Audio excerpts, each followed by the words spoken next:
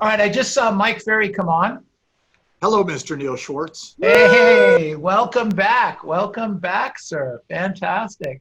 You are one very busy boy. Well, I'm just trying to keep up with you. Yeah, nothing virtual about you. I love it. I love it. You know, in life, you're either an example or a warning. And for me, Mike Ferry is the example. I mean, I'm pumped. I'm excited. I really appreciate the getting together today for all the different things that we do. So thank you. Thank you for letting me do this interview. I appreciate it. I know you've got an appointment here at 1 o'clock, so we're going to move right along if that's okay with you. Good.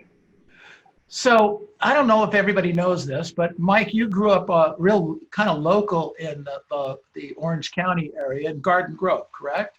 Correct. And you grew up in the lap of luxury, right? I grew up in the lap that didn't understand the word luxury. I couldn't spell luxury. So you, as I recall, it was it a 3-bedroom, 1-bath house, or was it missing a bathroom? I forgot. It was a 3-bedroom, 1.5-bath house, about 1,000 square feet, mom and dad and 4 kids. So we were stacked up. And were you the oldest? Are you the oldest? No, I'm number 3. Wow. My sister is 80. My brother, who passed away, would be 78. I'm 75, and my younger brother is something in that same category.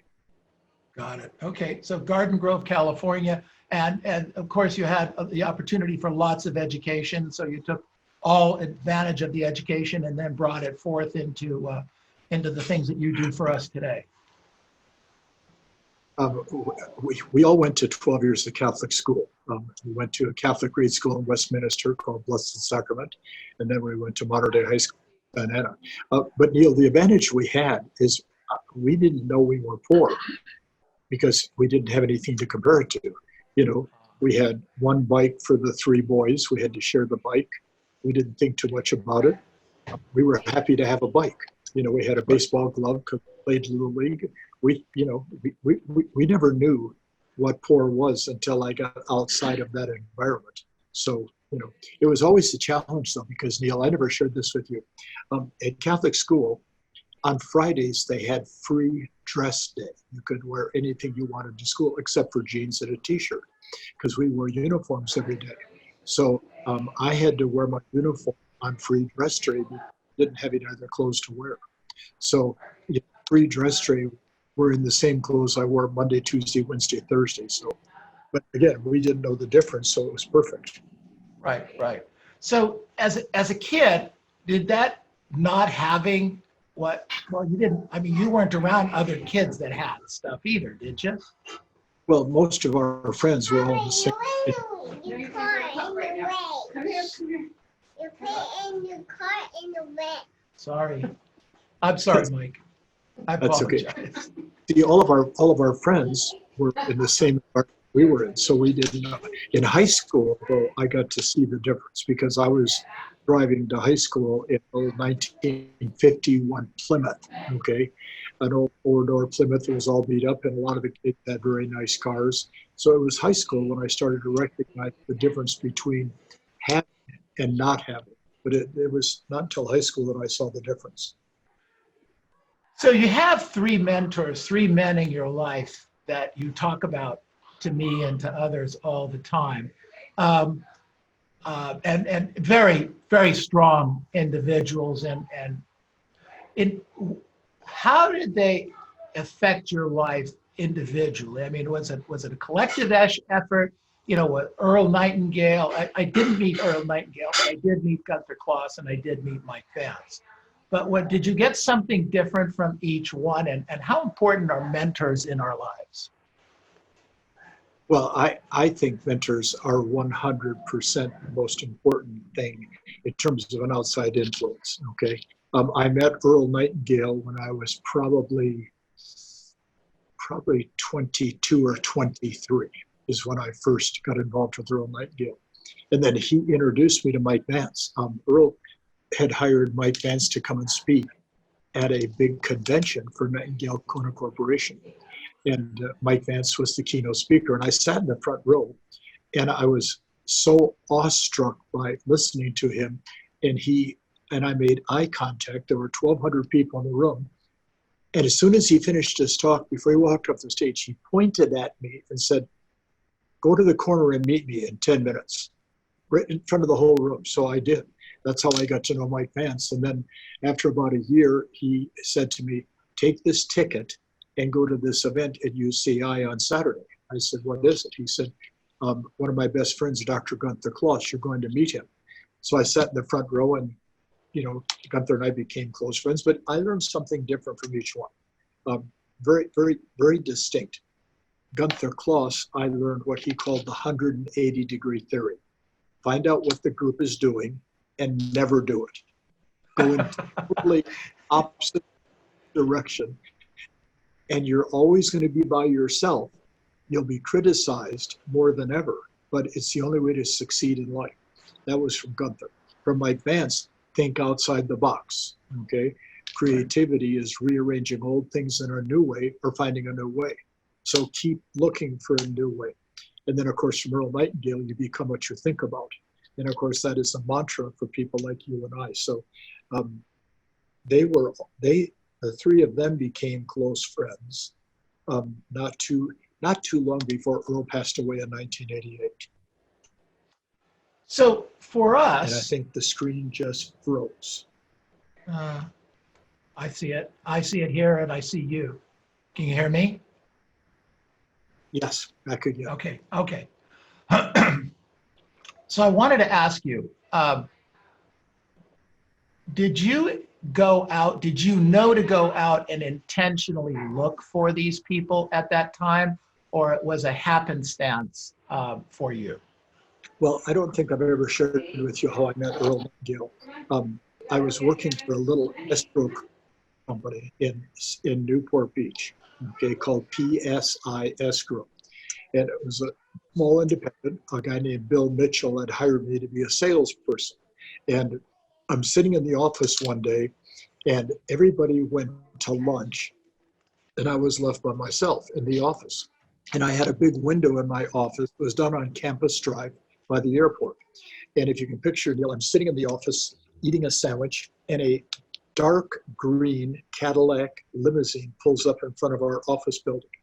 And this guy jumps out, and I'll never forget it, very enthusiastic, bright red hair, big smile, and he has a briefcase. And I watch him walk up to the front door of our office. So I walk around to the reception area, and he says to me, "Is the person in charge available at this time?" I said, "I'm the only one here." He said, "Well, then you're in charge." And I'm not kidding. He opened his briefcase and took out an old-fashioned cassette player. The old-fashioned, like a shoebox. And he said, "Would you mind listening to this message for 5 minutes?" I said, "Okay." And he pressed the message, and it was Earl Nightingale talking about the word attitude. I turned it off after about 3 minutes and said, "How much does that cost?" He said, "It's $175. I said, "I don't have $175. He said, "Can you get it?" I said, I'll be right back. And I called Claudia, my wife, and said, "Do you get your paycheck today?" She goes, "Yes." "How much is it?" $180. I said, "I'm going to come pick it up right now." And she was working at Aeronutronics, and it was all a guard-gated community. So she handed me her check through the fence in the parking lot. I turned around, raced back, gave it to Giles Kavanaugh. He gave me the cassettes, and then I started promoting the cassettes to my friends because I thought they were so good.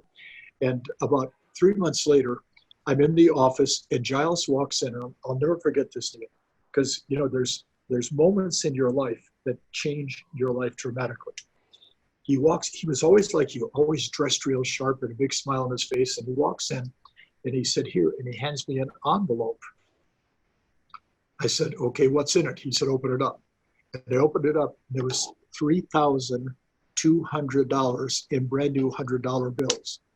And I went, "What is this?" "It's your commission on all the referrals, on all the products that I've sold because of you."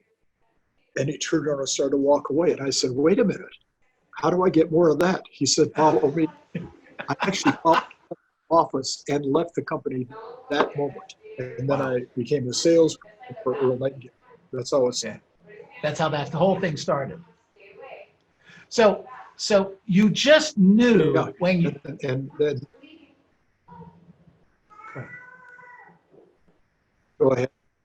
I was going to say, you just knew when you heard what Earl Nightingale was saying, it was a light bulb went off and you knew what you knew and started sharing that.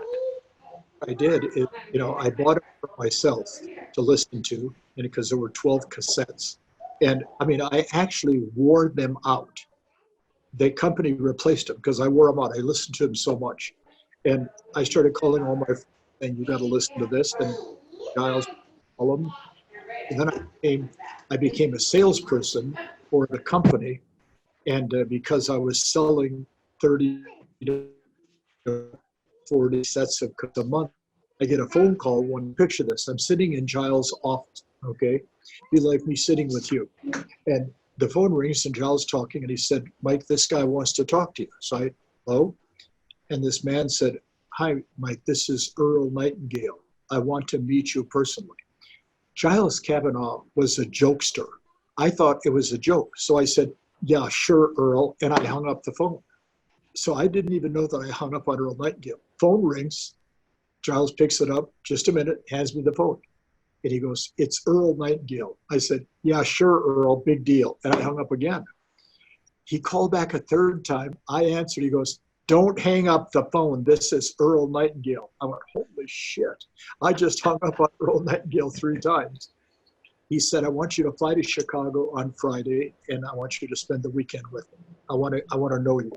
That's how it started. That's great. That's fantastic. 3 giant men helping you become the you that you are today. Was there, besides Sabrina, was there somebody else that had a huge impact in your life? Well, it would be somebody that I never got to know, which would be Napoleon Hill, because I've read that book. I've read that book I've probably 100 times in my life so far. So probably Napoleon Hill. I've got somebody handed me or made me something which I'll show you someday, and it's a picture of Andrew Carnegie, Napoleon Hill, Earl Nightingale, and Mike Ferry, and it's titled "The Line of Succession." And that's embarrassing because these people were geniuses. I'm a real estate speaker, but everything that I know, I learned from Earl. Earl learned it from obviously from Napoleon Hill, and Napoleon Hill learned it from Dale Carnegie. So, probably Napoleon Hill is the next biggest influence in my life. Yeah. Okay. Excellent. Fantastic. So let's switch gears just a moment. I'm going to throw out some words at you, and I'd like your first thought on those words, and then we can come back and you can talk a little bit about what you mean. All right? Okay. Okay. So the first word I wrote down here is Disneyland. Fun. Okay. Okay. Got it. Consistency. Critical. Ego. Get rid of it. Prospecting. Every day. Versatility. Without it, you can't ever grow. Good. Intensive lead follow-up. Only if you want to do deals. Pre-qualify. To make sure the deals are going to work. Farming. Why? Okay. So I wrote down here, so Disneyland, fun, okay? But what, you worked at Disneyland originally and studied directly or indirectly what Walt Disney had created. How much of an impact did that have on your life? Probably at the time, Neil, it didn't have a lot of impact. But when I found out that Mike Vance was the founder of Disney University and the president of Disney University and was Walt's probably closest cohort in the building of Disney World in Florida. When I discovered that relationship is when I started looking back at that time I had at Disney. Because, if you study Walt Disney's theory, he was often asked, In fact, Billy Graham was the most famous person to say to Walt, why did you build this park? And Walt's answer was, because this is how people want to live their life. Clean, fun, enjoyable, family-oriented. And Billy Graham's answer was, well, that is not the real world. And Walt said, outside the gates is not the real world. This is what people really want. They want to have fun. They want to be with their family. They want to have enjoyment. So I didn't understand a lot of that until I got to know Mike Vance, because Mike Vance was, again, Walt's probably his closest confidant as he built the company. Interesting. I think that's one of the things that most people don't know about you is that, and you say in every seminar, let's do this, let's do this, let's do this, let's have fun. And while you come across pretty intense most of the time, at least for the average person, I would say, you're all about fun and trying to create a fun experience. Always. Yeah. Oh, because see, it's my basic belief is we're not getting out of this thing alive anyhow. So you might as well enjoy the moment. Right. And most people, if you just look at people's faces, most people don't enjoy what they do. The most fun I have is when I'm doing a seminar live for a group of people. To me, that is the most fun experience. But I can't always display the fun because I'm trying to get my points across to the people so they understand it.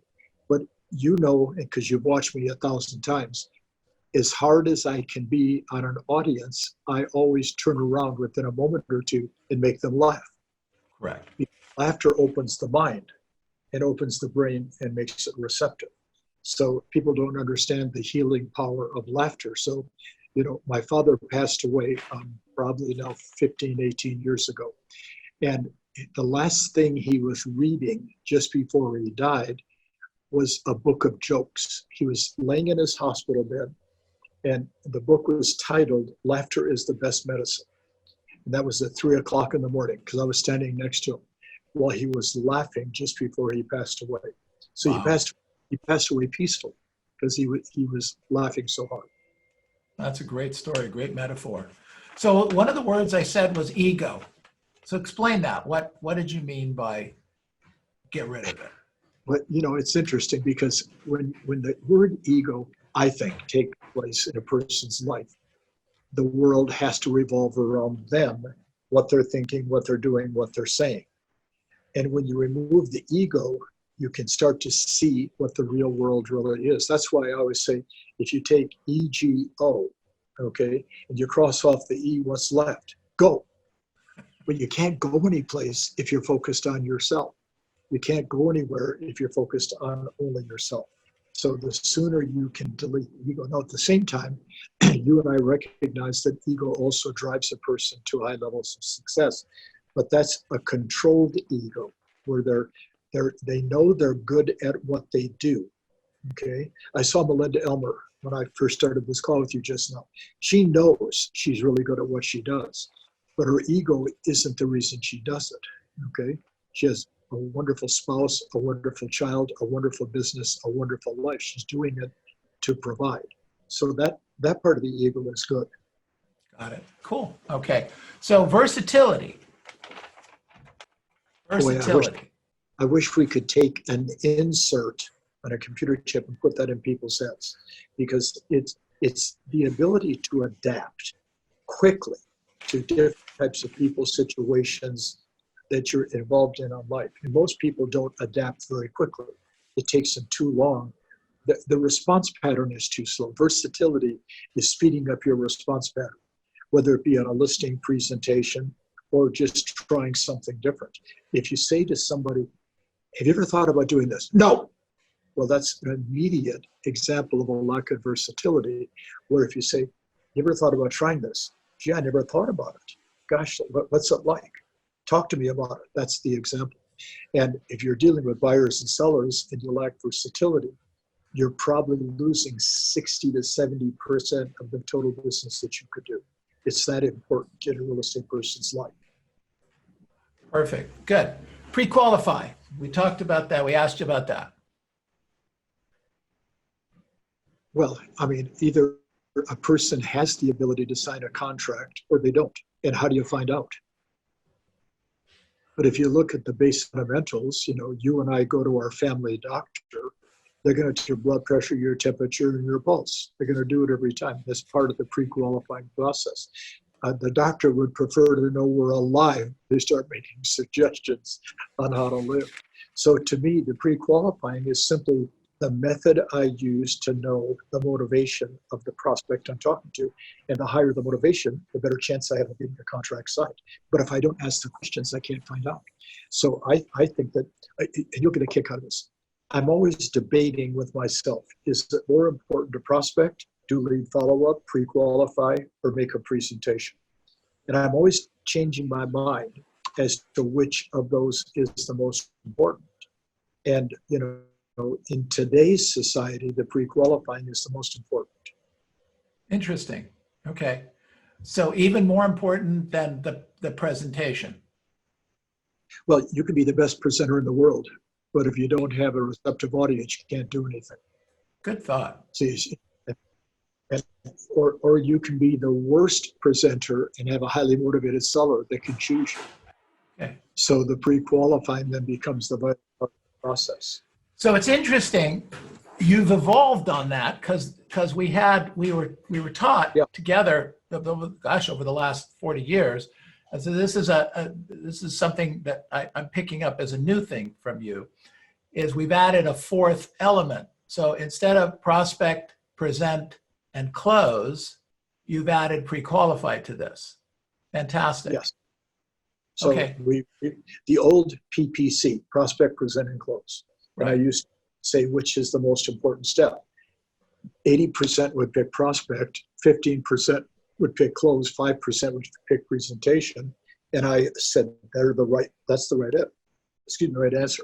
But now I'm saying prospect, lead follow-up, pre-qualify, present. Because if you present strongly, the close is natural. It's an easy part of the sale. You and I will buy if somebody presents what we need at the time in a professional manner. So the close is the easy part. So you're demonstrating versatility that people say you don't have. I know, it's fascinating to me that people say I have no versatility. No, this is a great example of exactly what you just said. Yeah. Well, here's what you'll get a kick out of this, because you know my wife Sabrina so well. So when somebody will say to me, I don't think Mike has a lot of versatility, Sabrina always says, I don't know anybody that has more versatility than Mike, because I do everything, I try everything, I'll go every place. Living in Las Vegas, we go to all the shows. We don't just go to the best shows. We go to all the shows.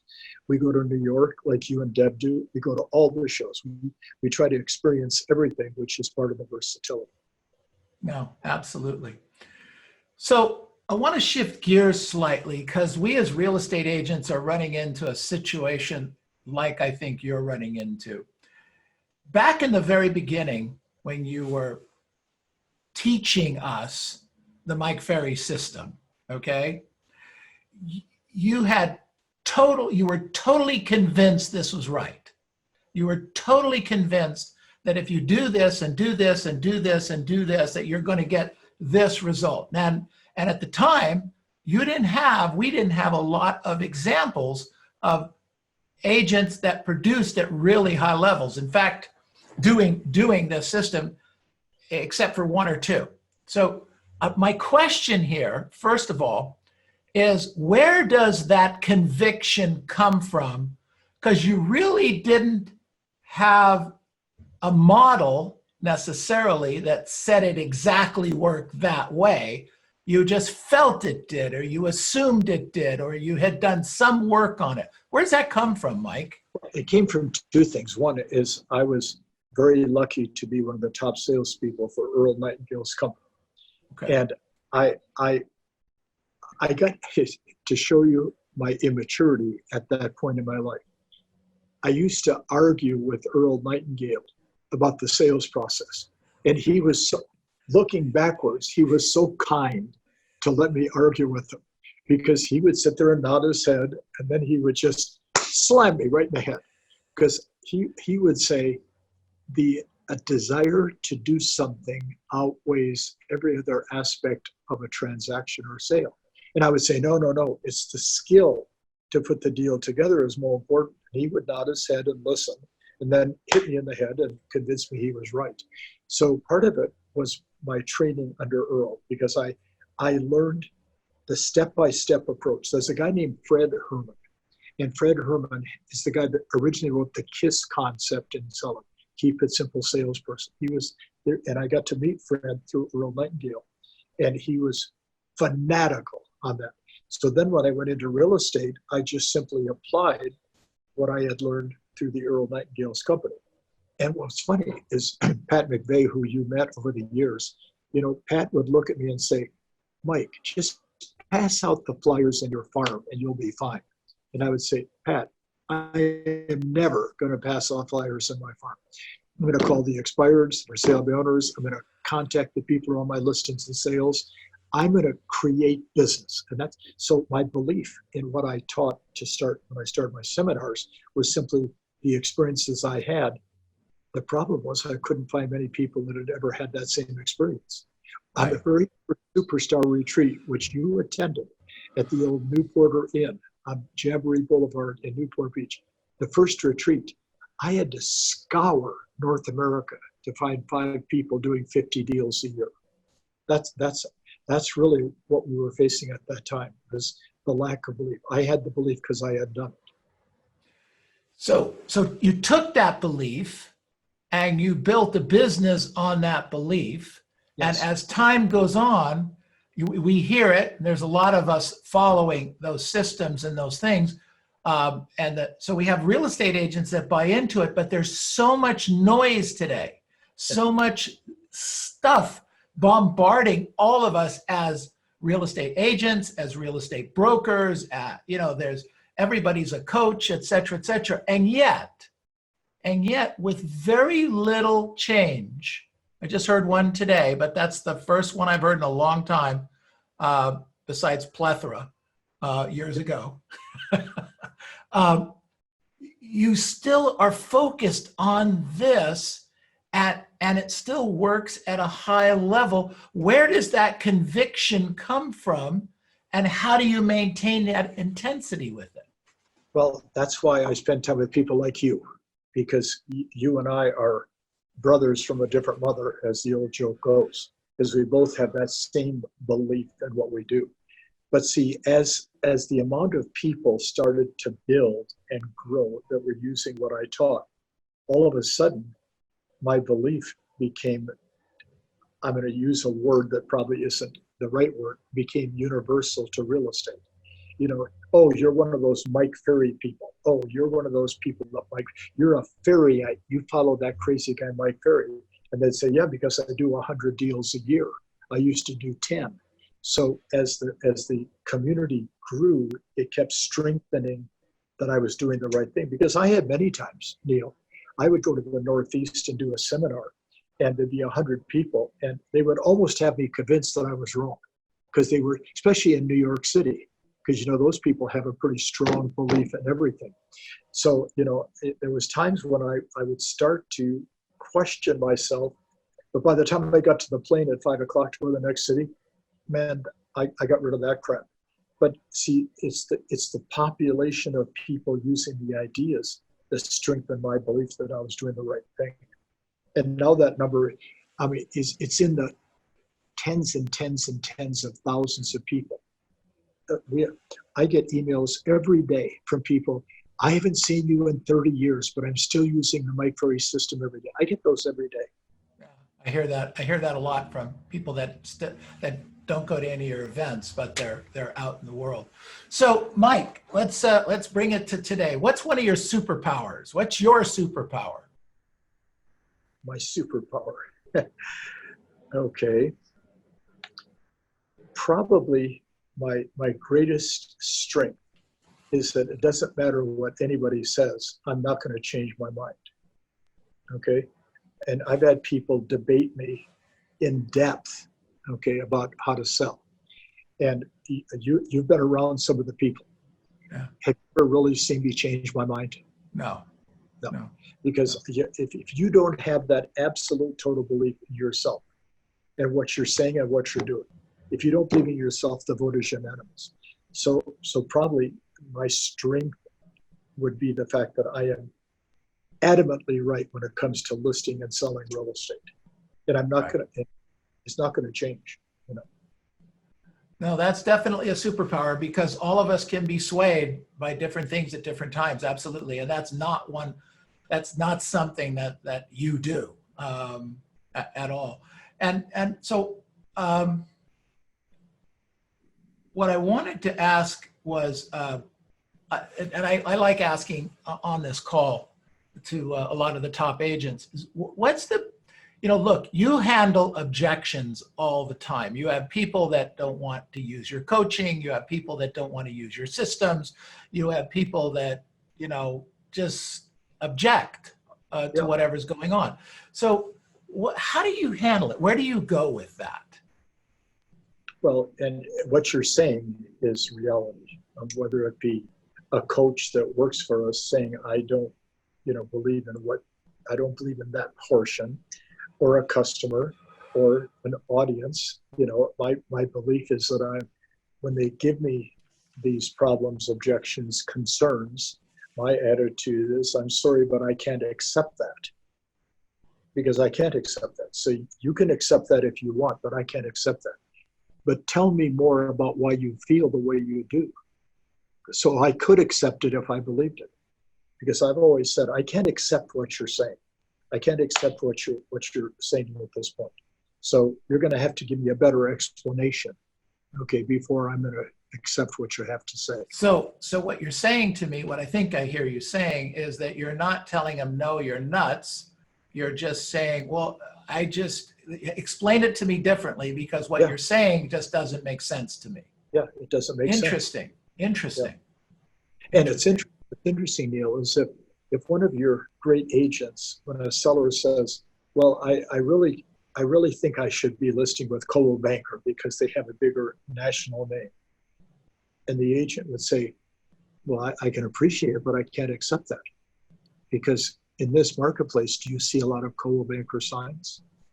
Well, no. Well, then I can't accept what you're saying, since our signs are more predominant than Coldwell Banker. See, so you have to create more conversation by not accepting what somebody has to say. But not making them wrong. Yeah, you can't make them wrong, because then you're doing the opposite of versatility.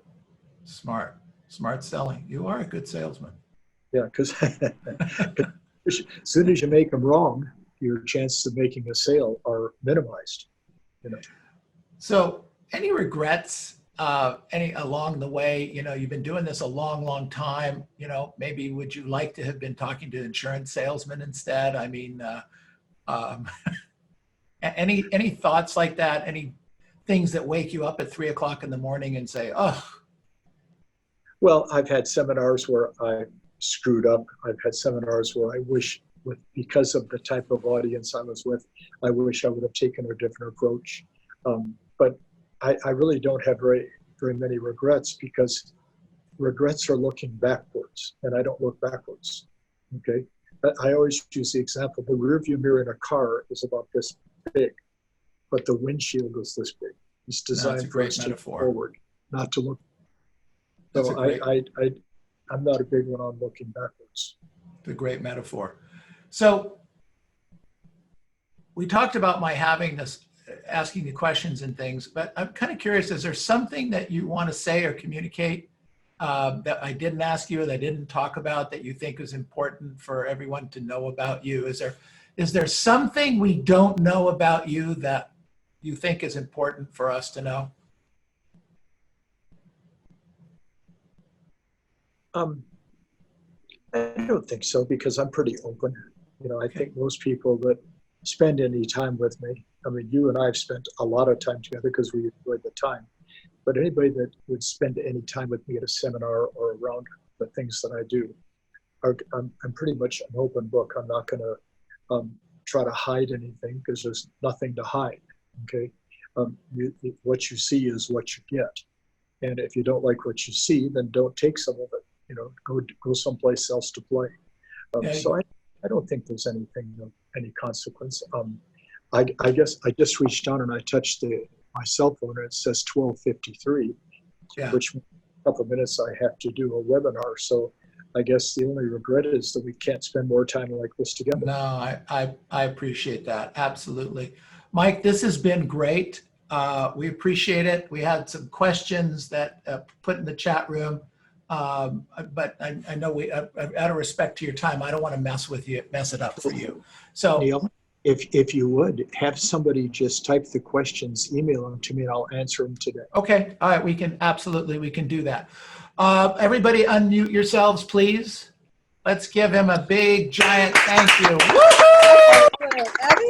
Thank you, Neil. Thanks, Mike. Thank you, Mike. Mike, that was great. Thank you so much. Thank you. Fantastic. Thank you, Neil. Fantastic. You're welcome. Thank you You're so welcome. much. You're Thank welcome. Good. Excellent. Okay, so why don't we do this? Why don't we take a couple minutes and let me ask you guys, what did you learn from today? What did you hear that you learned? Anything particular? But with Anyone that, wanna Our start? mirror is this small and our windshield is this big. Yeah, good point, Frank. Yeah, don't look back, only look forward. Good. Who else? Anyone else learn something today? Go ahead, Robert. I did, What'd you learn, Mike? that you're a great interviewer. Oh, you're very kind. Thank you. Thank But you. I better hang. One of the best interviews I've ever heard. Goodbye. Excellent, guys. Thank you. Look, you just You're the man, the whole Mike. thing. I'm just not another pretty face. That's the whole point here. Okay, that's what we got. That's what we learned today. Okay, Mike. thanks, Mike. Good job. Okay, Thank let's see, Frank. Excuse me, Robert. You had something that you had learned. Yeah, he said you could be the greatest presenter in the world, but if you don't have a captive audience, it doesn't mean anything. Interesting stuff. Good. Okay, what else did we learn today? Joe, you look like you want to say something. Giuseppe Napoli.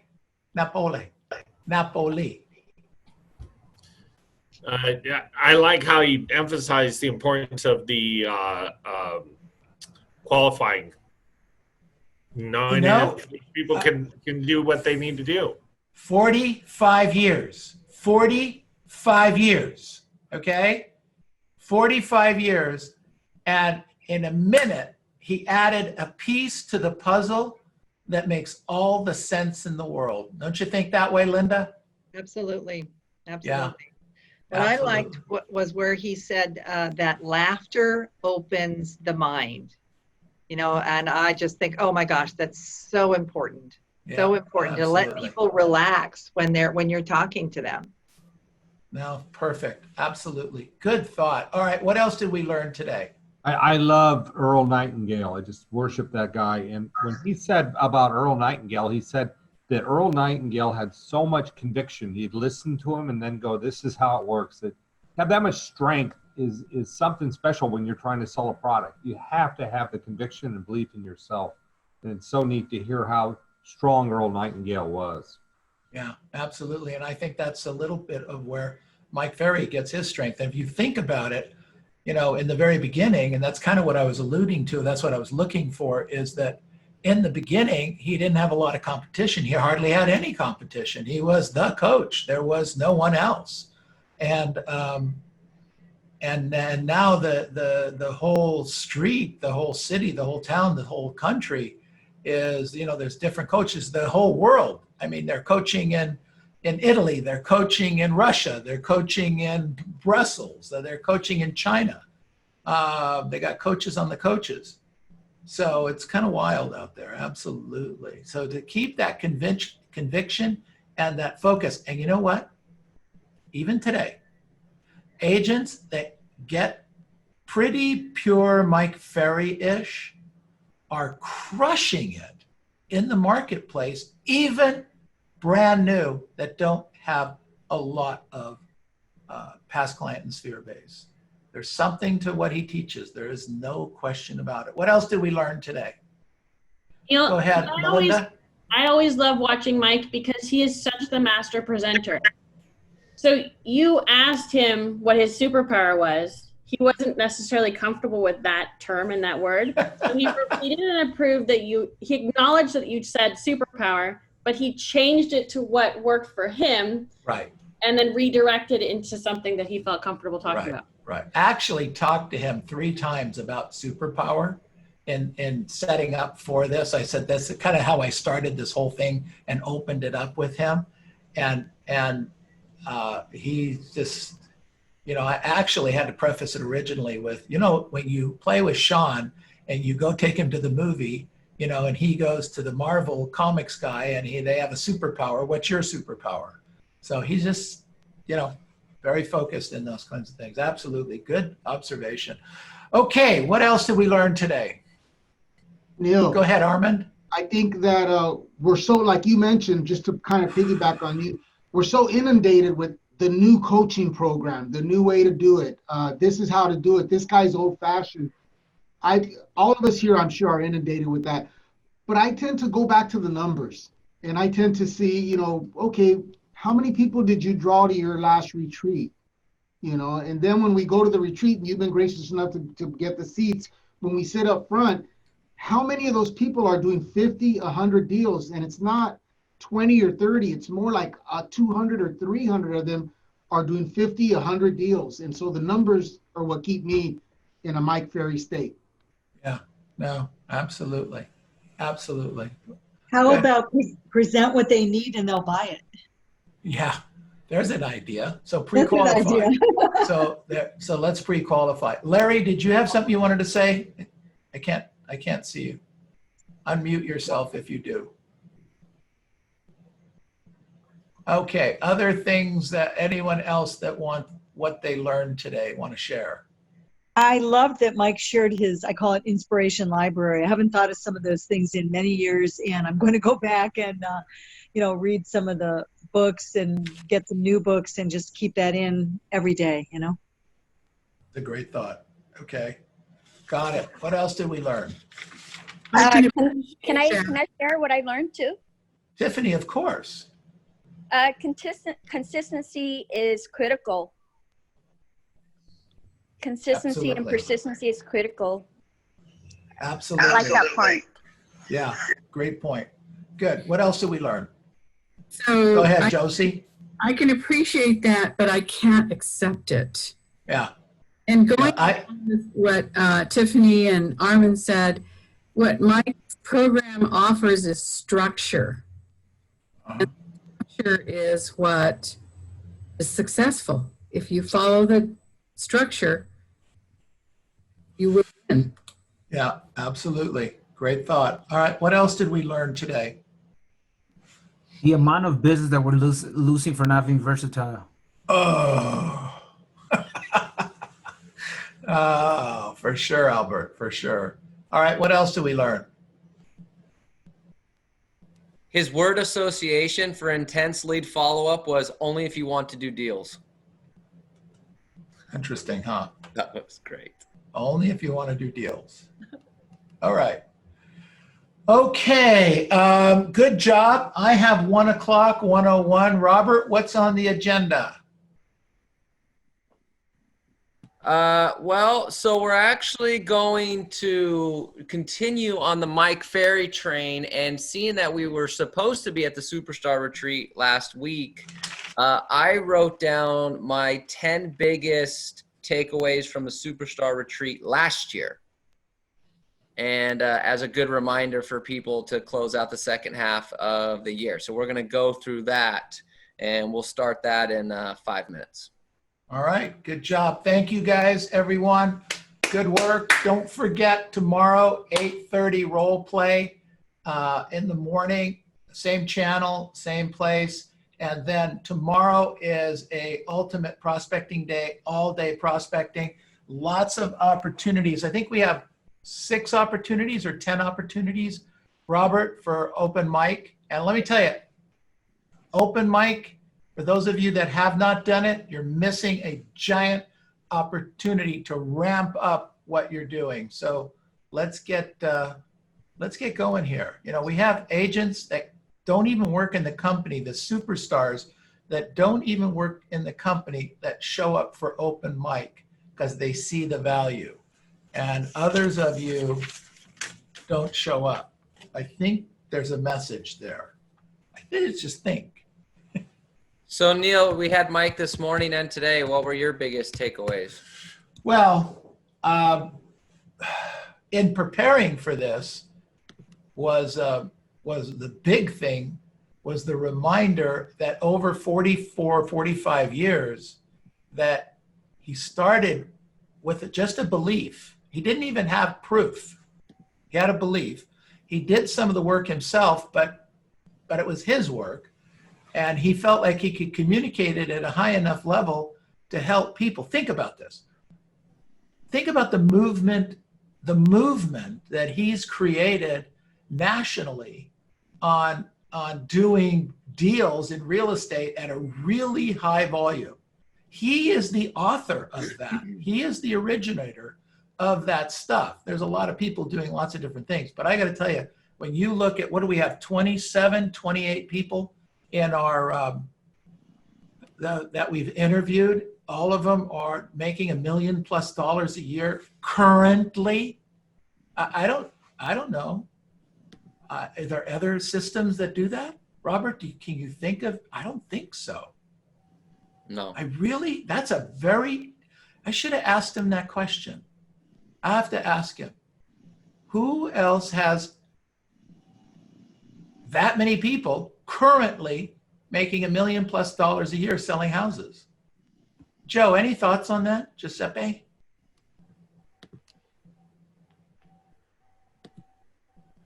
Sorry, I was muted.